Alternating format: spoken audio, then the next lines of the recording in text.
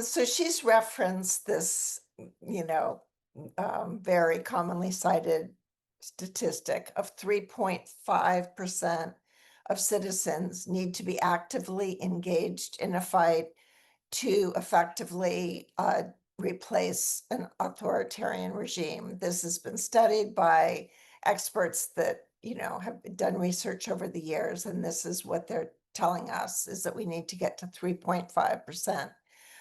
Per Leah and Ezra, the leaders of Indivisible National, another couple of very smart people, we're at about half that, I believe, is where we're at. So there's a long way to go.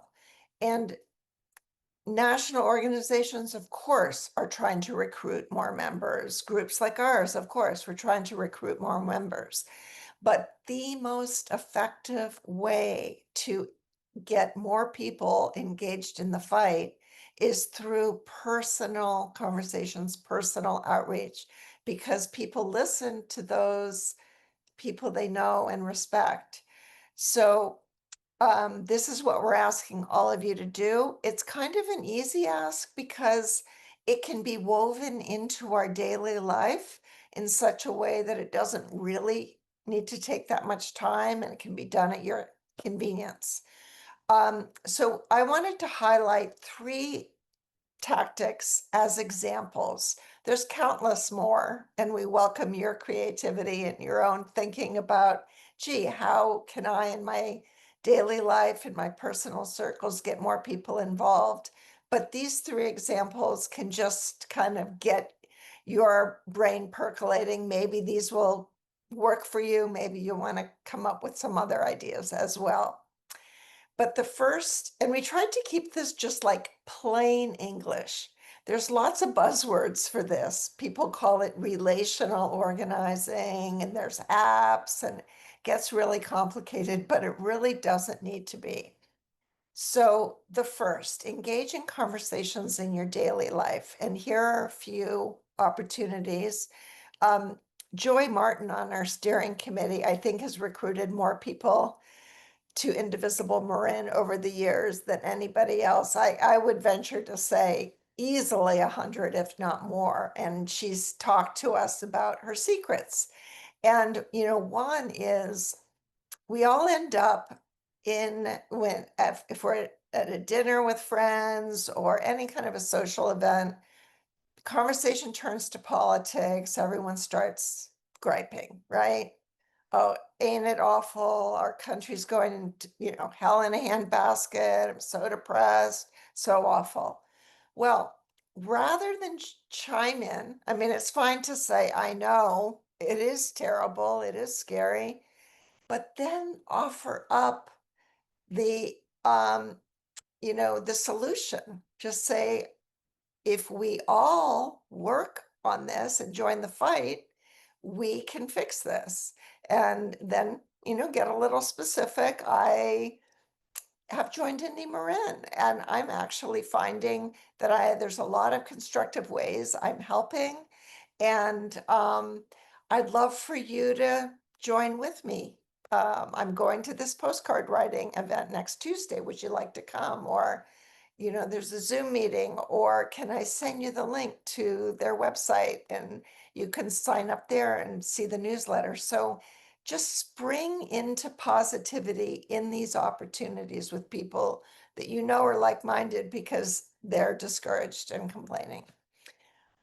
Similarly, chit chat, right? We bump into people, we're out walking the dog, we're at the grocery store, we bump into someone maybe we haven't seen in a while.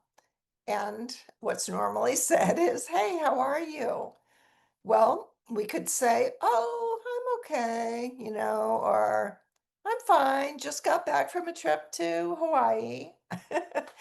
So, but we're saying, how about saying something like, I'm not great. I'm just really worried about our country.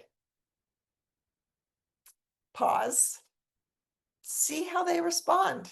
Maybe some people aren't game, like they're like, oh, don't want to deal with this.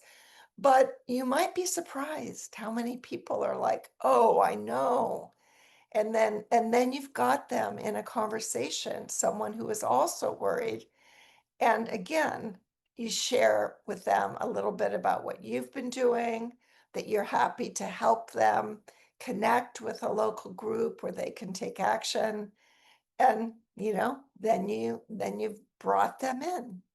Um, the other thing we found really successful, and we learned this last year when we had our Dems Make Life Better t-shirt line.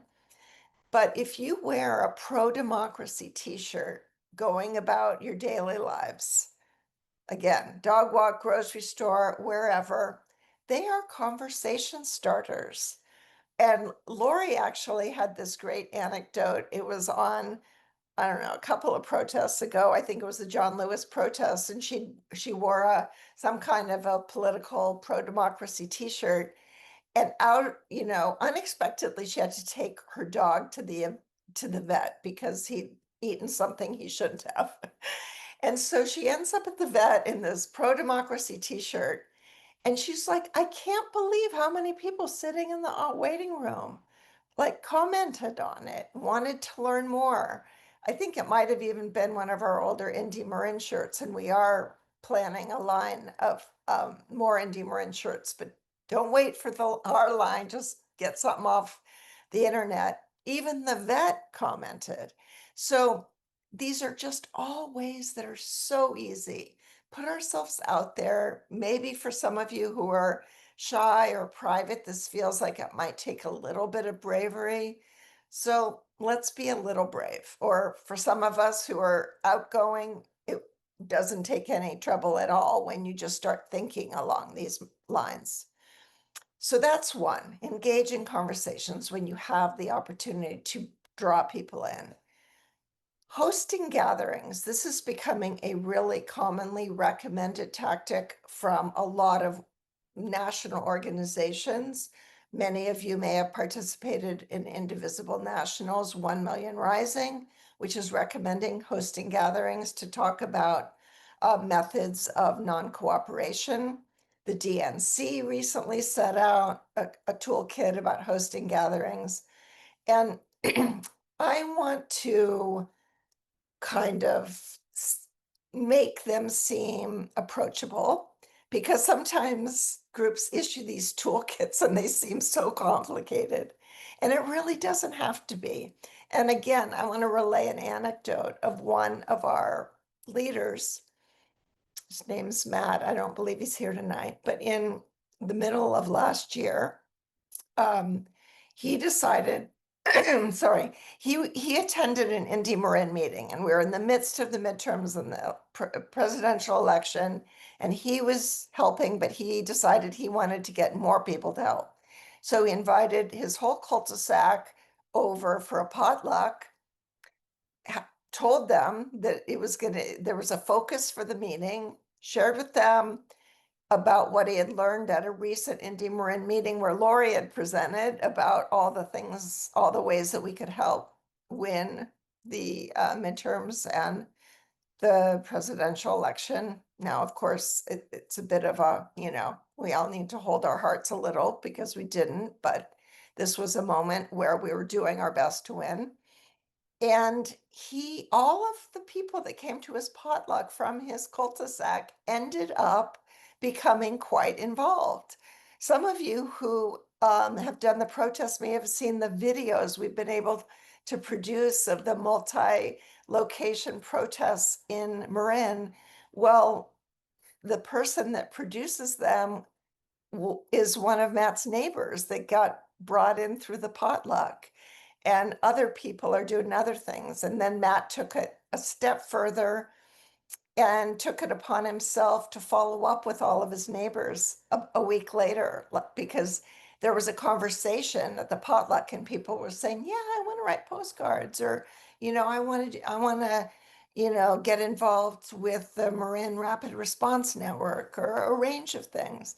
So then he followed up one by one and kind of served as a bit of a mentor cheerleader to all his neighbors. And now they're all on board, active, and very involved. So gatherings could be at your house, it could be at a coffee shop, a park. could get creative as you want, but think about hosting a gathering of people that you know, book club, whatever. And the other thing that we're really encouraging people to do is self-organized protests. I know we think about protests as something like you guys need to wait for us to tell you that such and such a day is a protest and such a location and a time, and then you sign up. So we get lots of emails because there's so many protests now being suggested at the national level. We get a lot of emails like, are you doing something on this date? Are you doing something on that date? And we have been doing a lot, but we can't do every date because now it's practically weekly that there's some special protest. But if you're a person who likes protesting, you don't need to wait for any organization to tell you when or where. Again, invite some friends, maybe some friends who haven't yet gotten involved. Pick a day that works for everyone, pick a busy street corner, have some fun making signs. Get out there with your 5, your 10 people. Marianne did this just on Saturday. And, it was a great experience. You get people honking horns, waving, gets everyone excited. And then, of course, when it's all over, you say, okay, guys, well, this was just one thing we did, but let's keep it going. What more can we do? Be sure to join a local group. So again, these are all just examples. You can get your own creative juices going, but I think we need to look at this honestly as something that each and every one of us does each and every day. It might be one conversation one day, 5 conversations one day, an event you host one week, but let's do it because this is how we're going to get, honestly, this is how we're going to get to 3.5%.